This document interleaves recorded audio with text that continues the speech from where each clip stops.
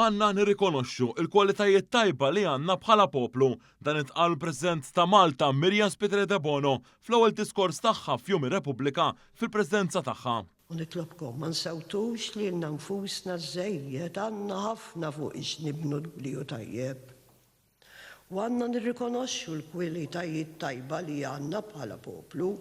Hija tkellmet dwar kif minn 50 sena ilu meta Malta saret Repubblika pajjiżna żviluppa ħafna l qudiem. Fid-diskors tagħha il-President semmiet numru ta' kisbiet li għamel pajjiżna.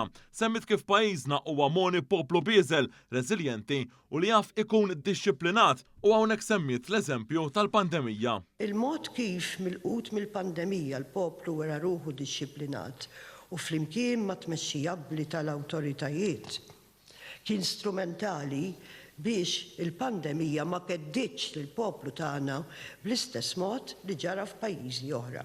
Il-President Miriam Spiteri de Bono tkellmet dwar is-settur turistiku li fi żmien 3 snin in-numri tat-turiżmu wara il-pandemija issaħħu u qabżu l-ammont tal-2019. Pajjiżna kien mifni minn nuqqas ta' xogħol.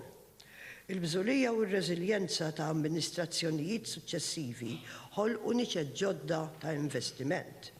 U f'dawn l-aħħar snin, ir-rata ta' qatt f'pajjiżna naqset drastikament. Semmit kif Malta għandha kredibilità internazzjonali fil-messaġġ tagħha ta' paċi, tant li din is-sena Malta kellha il-Presidenza ta' Organizzazzjoni għal Kooperazzjoni u s-Sigurtà fl-Ewropa, l-OSCE. Il-President Spiteri de Bono qalet li l-ugwaljanza partikolarment bejn in-nisa u l-irġiel imxiet il-qudiem b'miżuri li ddaħlu u li waslu għal aktar nisa li daħlu fid-dinja tax-xogħol. Fil-qasam ta' drittijiet ċivili, il-President qalet li f'dawn l-aħħar 9 snin konsekuttivi pajjiżna baqa' fl-ewwel post tal-Europe Rainbow Map. Fid-diskors tagħha il-President appellat biex ma ssirx pressjoni fuq il-qorti, il-Pulizija u l-Uffiċċju tal-Avukat Ġenerali li huma importanti fil-qasam ġudizzjarju.